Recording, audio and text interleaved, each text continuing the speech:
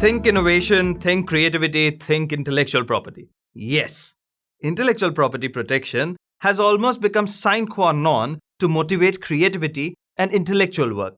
It is an invaluable asset and a great contributor to the economic development of a nation.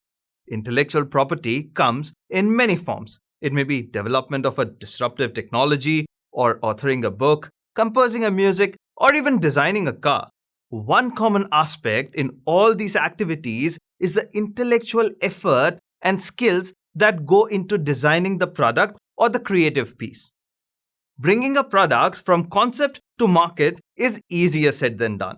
Imagine if such efforts are used without due credit, or worse, pirated, the owner or the creator of the work would lose out on credit for all the efforts as well as the economic potential of the intellectual work. Here's where intellectual property law comes into picture.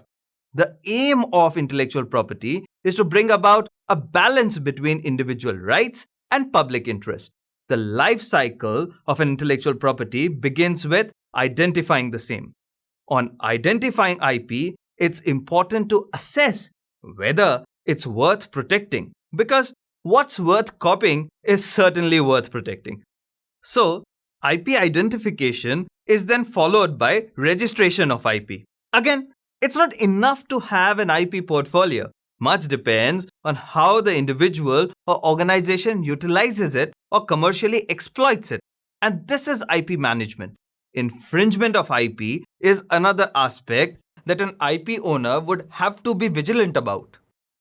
The objective of this course is to bring about a basic understanding of intellectual property rights. The course is useful to aspirants who wish to further specialize in intellectual property and engage in the IP domain. The course also aims to provide an insight into identifying the appropriate intellectual property for your innovative works and creativity. This course was authored by Dr. Pratima Narayan, and I, Pradyumna, is presenting this course. So what are we waiting for? Let's get started.